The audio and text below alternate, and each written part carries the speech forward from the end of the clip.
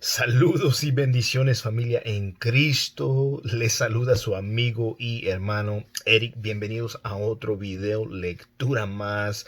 Continuamos en nuestra serie en la epístola a los Romanos y hemos concluido una porción en el libro de Romanos. Desde los capítulos 1 al 7 se ha tratado de una manera muy profunda, de una manera muy bien analizado en cuanto al pecado, en cuanto a la ley, en cuanto a los judíos, a los gentiles.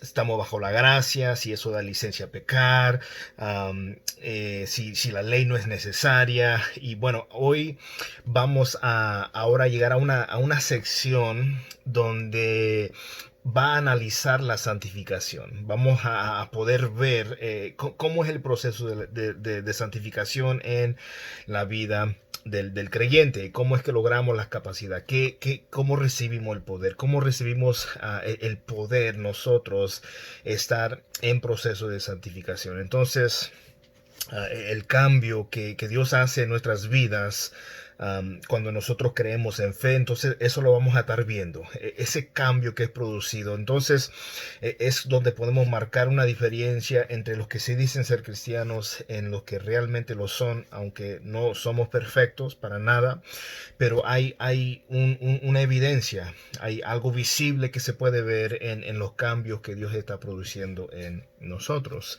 Entonces, un poquito de resumen. El capítulo 6 explicaba que los creyentes son libres del control del pecado. Ya no puede tener, ya no tiene gobierno sobre nosotros, ya no somos esclavos al pecado. Y en el capítulo 7, ¿verdad? Se ocupó en enseñar y hablar sobre las dificultades continuas que los cristianos enfrentan en cuanto al pecado. Es muy erróneo pensar, bueno, ya soy cristiano, ya no voy a tener lucha con el pecado. No, mientras estemos en esta tierra, vamos a tener una lucha constante con el pecado, pero lo glorioso y lo maravilloso es que en Cristo tenemos la victoria. Ya no somos esclavos al pecado. Ahora, con el poder que Dios nos da por medio de su Santo Espíritu, obtenemos la victoria. Y ahora en el capítulo 8 va a describir la forma en que podemos, en cómo podemos obtener la victoria sobre el pecado. Entonces vamos a ver eso en este video. La pregunta que se va a ir contestando, recuerden, es como que Pablo está viendo por adelantado las objeciones y la pregunta a la cual él va a responder hoy es cómo es, y vamos a iniciar esta primera parte, cómo es capacitado el creyente para vivir una vida santa. ¿Cómo somos capacitados los creyentes para vivir una vida santa? Entonces la victoria, tenemos que tener esto muy en mente, la victoria no está en nosotros, sino en el Espíritu Santo que mora en nosotros. Entonces, si tiene su Biblia, por favor, acompáñeme. Estamos en el capítulo 8, en la epístola a los Romanos. Dice la palabra del Señor en el nombre del Padre, del Hijo y del Espíritu Santo. Por consiguiente, no hay ahora condenación para los que están en Cristo Jesús, los que no andan conforme a la carne, sino conforme al Espíritu. La justificación es solo por fe en base en la gracia irresistible de Dios. Ninguna condenación. Esta frase aquí es en verdad una frase gloriosa, es una frase que debemos nosotros tomar muy en cuenta, ¿verdad? ¿Qué es lo que Pablo está haciendo aquí? Bueno, ha explicado en los últimos 7 capítulos, ha hablado sobre el tema del pecado, sobre el tema de la ley, si estamos bajo la gracia, si eso significa que tenemos licencia para pecar. Entonces, ahora hace un cambio, hace un giro muy completamente diferente y empieza a tocar un tema muy importante. Por eso dice, por consiguiente, por lo tanto, más ahora, no hay ahora condenación para los que están en Cristo Jesús. La palabra condenación se emplea en forma exclusiva en situaciones judiciales como lo opuesto de la justificación, pero yo creo que notemos que ningún pecado que un creyente, Esto solo se aplica a los que están en Cristo. Ningún pecado que un creyente pueda cometer, tanto en el pasado como en el presente o en el futuro, puede contarse en su contra. Porque el castigo pleno, completo, fue pagado por Cristo y la justicia divina fue imputada al creyente. ¿Por qué es que Dios nos mira como santos? Bueno, no es porque nosotros en nosotros mismos lo seamos, sino al momento de nosotros poder creer en Cristo. Surge una transferencia de la justicia de Cristo, los méritos de Cristo. Sus méritos son los que ahora son imputados hacia nosotros y Dios nos considera a nosotros justos. Hemos sido perdonados por nuestro pecado, Él nos ha lavado, nos ha regenerado y ningún pecado restablece esta decisión legal divina. Ahora, aquí es donde debemos notar que esto no significa, oh, yo tengo ahora la libertad para pecar las veces que yo quiera. Al fin Cristo ya... No, esa no es la actitud de uno que ha nacido de nuevo. Alguien que profesa ser seguidor de Cristo, pero que no lo es, va a decir, bueno, ahora yo tengo la excusa, la razón para hacer lo que yo quiera. Y de eso no se trata. Eso para nada no significa eso para nada. Lo que están en Cristo Jesús, ahí está la frase clave. Los que están en Cristo Jesús, los que están, es decir, todo cristiano verdadero. Estar en Cristo significa estar unido con Él. No dice el que dice serlo, no, el que está en Cristo. No dice el que dice estar en Cristo, no, el que está en Cristo, el que da evidencia que por sus frutos muestra frutos dignos, acciones dignas, actitudes dignos de arrepentimiento. Versículo 2, mira lo que dice, porque ahora explica lo que está hablando en el versículo 1, porque la ley del Espíritu de vida en Cristo Jesús te ha librado de la ley del pecado y de la muerte. La palabra por qué ahora nos va a dar la razón por la cual no hay condenación para el creyente.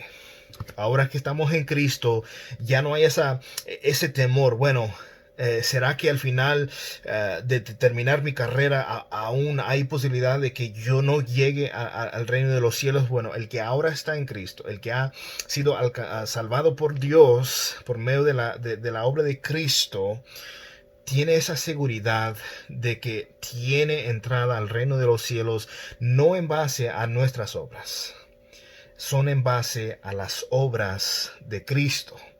Entonces recuerdan que la salvación no es por obras, la salvación es por gracia, por la fe puesta en Cristo.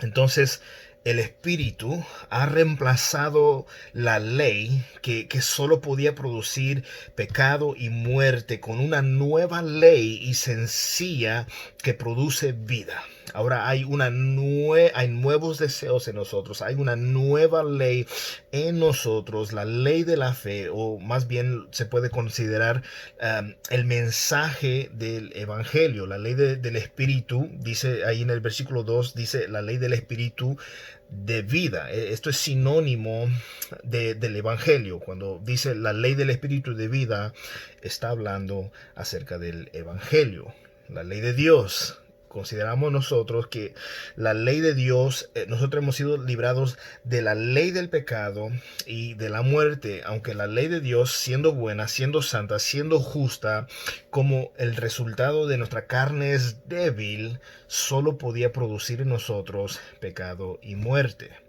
Mira lo que dice el versículo 3 para entender esto un poquito mejor. Pues lo que la ley no pudo hacer, ya que era débil por causa de la carne, Dios lo hizo enviando a su propio Hijo en semejanza de carne, de pecado, y como ofrenda por el pecado, condenó al pecado en la carne.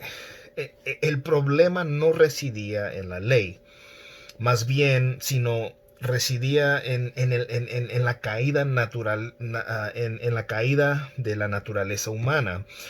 La ley hablaba a los hombres que eran ya pecadores, que no tenían fuerzas o capacidades para obedecer esas leyes. Más bien, lo hermoso es que Dios tuvo que intervenir.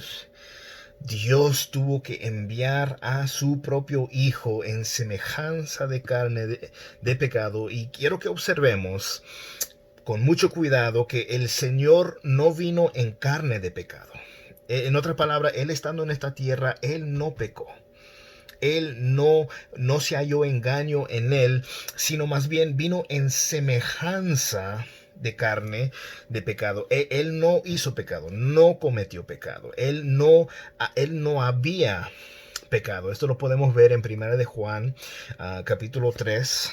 Ahorita vamos rapidito a verlo. Primera de Juan, capítulo 3, versículo 5, que dice: y vosotros sabéis que Él se manifestó a fin de quitar los pecados, y en Él, hablando de Jesús, en Él no hay pecado.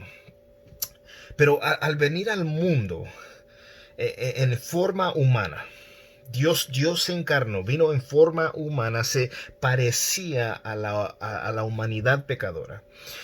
Como sacrificio por el pecado, Cristo condenó el pecado en la carne. La condenación de Dios en contra del pecado fue derramada por completo sobre la carne. Sobre Cristo. Él era libre de pecado, Él es justo, murió por los injustos. Él era una persona que fue sentenciado, ejecutado, ¿verdad? Pero no tanto por los romanos en sí, sino más bien esa fue su misión, ese fue su propósito, a venir a dar su vida, a entregar su vida. Entonces Cristo tomó sobre su cuerpo, el pecado de todos aquellos que iban a creer en Él. Entonces, al pasar el control de nuestras vidas al Espíritu Santo, Dios nos da la capacidad para poder amarle. Nos ayuda para poder amar a nuestro prójimo, y sobre todo en los días en los cuales vivimos, en la sociedad de hoy, en todo lo que está pasando en América, en diferentes partes del mundo. Pareciera imposible poder amar al prójimo, pero Dios nos capacita para amar a personas de diferentes creencias, personas que tal vez hasta nos odien, nos desprecien, no toleran escuchar el mensaje que nosotros proclamamos en cuanto al Evangelio. Pero Dios nos da esa capacidad para amarlo a Él y para amar a nuestros prójimos. Esto es algo muy importante, porque al fin de cuentas esto es lo que la ley exige. Versículo 5, mira lo que dice: porque los que viven conforme a la carne, ¿dónde estoy? Ponen la mente en las cosas de la carne, pero los que viven conforme al Espíritu, en las cosas del Espíritu. Los que son conforme a la carne, es decir, los que no son creyentes, ponen sus mentes en las cosas de la carne.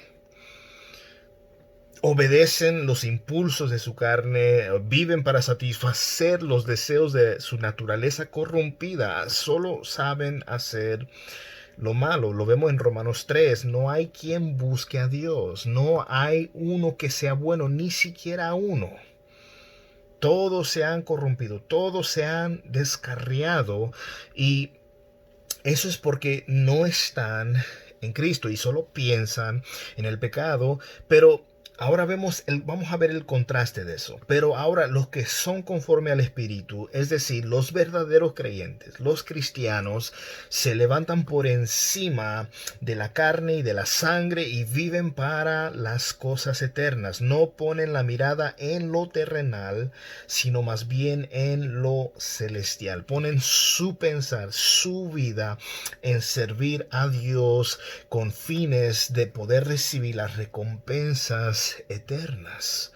Ahora sabemos que en esta vida hay cosas buenas las cuales podemos disfrutar, no hay nada malo en eso, pero nosotros muy probable muchas veces ponemos demasiado énfasis en cosas, posesiones, en relaciones, en nuestros trabajos y cosas así, que llegamos a remover a Dios del lugar principal, y hacemos ídolos del dinero, del trabajo, de la familia, de las relaciones, de aficiones, cosas así, que en sí mismas no son malas, pero la atención, el énfasis, el enfoque que se le debe dar. Nosotros como cristianos sabemos que nuestra prioridad debe ser Dios. Debemos amarlo con toda nuestra mente, fuerza y corazón.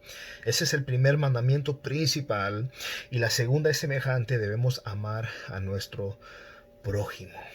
Es ahí como cristianos que nuestra relación vertical con Dios, que es una relación que estamos nosotros continuamente, estamos en comunión, estamos buscando su rostro, eso se va a poder ver con las relaciones horizontales, las relaciones entre las personas a nuestro alrededor. Entonces, ¿qué hace el cristiano? ¿Qué hace la persona que es conforme, que vive conforme al Espíritu? Bueno, está ocupado y se enfoca en la palabra de Dios, está en la oración, está en cuanto a los servicios, atiende, se participa, se congrega, tiene esa convivencia.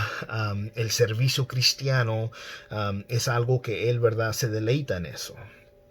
Mira lo que dice el versículo 6: porque la mente puesta en la carne es muerte, pero la mente puesta en el espíritu es vida, es vida y paz. El ocuparse, o también se puede decir la forma de pensar, las aspiraciones de la carne es muerte, es decir, es lo equivalente a la muerte, o sea, lo que conduce, lo que te lleva hacia la muerte en dos sentidos, en dos formas, tanto la física y la espiritual. Vamos ahora a ver lo opuesto de eso. El ocuparse en el Espíritu de Dios es la garantía de vida, que es vida verdadera. Es tener una paz la cual el mundo no nos puede dar. Las cosas en este mundo, el entretenimiento, el dinero, ¿me entiendes? Los vicios, las drogas, nada de eso puede dar paz. A veces nos engañamos a nosotros mismos pensando, bueno, si uso esto me va por lo menos quitarlo un ratito de mi mente, pero se acaba eso, se va eso, se termina eso, y esa satisfacción solamente era falsa. Tú pensaste que te la estabas pasando bien, que estabas gozando, pero en realidad eso era un gozo falso, no, algo temporal, algo que parecía ser bueno, pero lo que Dios ofrece es algo permanente. Lo que Dios ofrece es algo que permanece, no se acaba. Él es la fuente de agua viva. Él tiene agua viva que darnos a nosotros para saciar esa sed, saciar esos anhelos, esos deseos que están en nosotros, y solo Dios lo puede hacer. Entonces tenemos que nosotros ocuparnos, poner la mente, tenerla puesta en el Espíritu, porque ahí hallamos vida y ahí encontramos verdadera paz. Tenemos una paz con Dios, dormimos con una conciencia limpia y tenemos una vida de serenidad, una vida tranquila. No significa que no hay problemas, las hay. No significa que no viene la enfermedad, viene. No significa que no hay conflictos, las hay. Pero teniendo a Cristo, nosotros podemos descansar en Él, llevar nuestras ansiedades a Él, llevar nuestros temores a Él. Ahora mira lo que dice el versículo 7, ya estamos cerca de concluir, otros dos versículos más: ya que la mente puesta en la carne es enemiga de Dios, porque no se sujeta a la ley de Dios, pues ni siquiera puede hacerlo. No se sujeta a la ley de Dios, ni tampoco puede hacerlo. El ocuparse de la carne también se puede traducir tener la mentalidad de la carne. Eso es muerte, porque es tener enemistad con Dios, en contra de Dios. Y créeme, nosotros no queremos ser enemigos de Dios. El pecador es un rebelde en contra de Dios y tiene una hostilidad activa hacia Él. No quiere nada con Dios. La luz de Dios vino al mundo, y ¿qué hicieron los hombres? Amaron más las tinieblas, despreciaron la luz. Muchos desprecian a Jesús. No, yo no quiero a Jesús, yo no lo necesito ahorita, yo estoy bien, yo la estoy pasando muy bien, estoy ganando mucho dinero, pero en realidad en nuestro ser, en nuestra alma, estamos sedientos, estamos muertos, y solo Dios puede darnos vida. Tal vez tú ves esta transmisión, este video y piensas, bueno, es cierto, muchas de las veces me siento vacío, estoy en mi cama, a veces meditando y pensando en la vida, en las cosas de mi vida, en mi familia, en mi hogar, y la verdad no estoy satisfecho. Mira, Cristo es el único que puede dar, que puede satisfacer esa sed que hay en nosotros. Cristo es el único. Todo lo que está pasando en esta sociedad, mira, los gobiernos intentan posiblemente de una manera tratar, tal vez no intenten, pero el único que en realidad puede traer la verdadera paz no jamás será el gobierno, jamás será una organización, solamente lo puede hacer el Evangelio. Y es el Evangelio que transforma nuestros corazones, transforma nuestra manera de pensar, transforma nuestras vidas. Y aún así, te voy a ser sincero, estoy en un proceso de santificación. Tú puedes mirar y pensar, wow, él está a un nivel muy alto, él no ha de ser un cristiano súper fuerte. La realidad, yo soy débil y mis fuerzas las hallo en Dios. Yo no soy perfecto. Yo tengo mis defectos, yo tengo las áreas en las cuales yo tengo estragos, pero sé que en el poder de Dios que Él me da por medio de su Espíritu Santo, yo logro avanzar, yo logro proseguir adelante, marchar hacia adelante. Y eso es algo que cuando las personas que no conocen de Dios, que no son cristianas, están continuamente en rebeldía con Dios. En Portland, Oregon, quemaron unas Biblias. No sé exactamente cuál sea el mensaje de ellos, cuál sea sus frustraciones, pero eso es evidente que el corazón tienen una enemistad en contra de Dios, en contra de las cosas de Dios. Y si es precisa de alguna prueba, se ve con la mayor claridad en la crucifixión de nuestro Señor Jesucristo. Las personas unos días antes estaban diciendo Hosana al Altísimo y le tiraban ahí la rama y ahí estaba pasando Jesús. Y eran los mismos, muchos de los mismos que le estaban diciendo en el día que él estaba enfrente de Pilato, crucifícanle, denle muerte, que lo maten. La mentalidad de la carne no se somete a la ley de Dios. Quiere hacer su propia voluntad, no la de Dios. No me puede decir cómo vivir mi vida. Mira, Dios cuando Él nos da mandamientos, nos da estatutos, nos dice, mira, no hagas esto, mira, cuídate de esto. No es porque Él es alguien que te quiere amargar la vida. Él te quiere cuidar, Él te quiere ayudar, Él te quiere proteger para que no te causes daño. Pero como nosotros somos a veces personas que no entienden, no hacemos caso, nos damos con los golpes de la vida que pudieran en algunas instancias haber fácilmente ser evitados. En otros casos, por ciertas circunstancias, hubo unas circunstancias las cuales estaban fuera de tu control, pero aún así, esos daños, esas heridas, eso solo Dios lo puede sanar. Solo Dios puede tratar en esas heridas que hay en tu corazón. Entonces, la naturaleza de los que no creen en Cristo es de tal manera que ni siquiera puede sujetarse a la ley de Dios. Y no es solo la inclinación lo que les falta, sino más bien el poder. No tienen la capacidad, no pueden. La carne está muerta para con Dios. Mira lo que dice el versículo 8 y con esto yo termino. Y los que están en la carne no pueden agradar a Dios. Esto no está hablando el grupo de... tienes a dos grupos, los cristianos carnales y los cristianos espirituales. No, esto está hablando de no creyentes. Aunque puedan en este grupo de no creyentes personas decir ser cristianos, personas hasta que asisten a la iglesia y personas hasta que ministren y que tocan en la alabanza y tengan una posición de liderazgo, si están en la carne, solamente están evidenciando que aún no han nacido de nuevo, que aunque digan ser, no son creyentes. Y los que viven según la carne, los que están en la carne, no pueden agradar a Dios. Piensa en esto. No hay nada que una persona inconversa, no creyente, no cristiana, pueda hacer para agradar a Dios. Tú dices, bueno, que esas personas no son cristianos, pero mira, ah, hacen obras de caridad y mira cómo dan a los pobres, ayudan a este grupo, ayudan aquí. No hay nada que esas personas puedan hacer que pueda agradar a Dios porque ellos no están en una relación con Dios. Están muertos en sus pecados.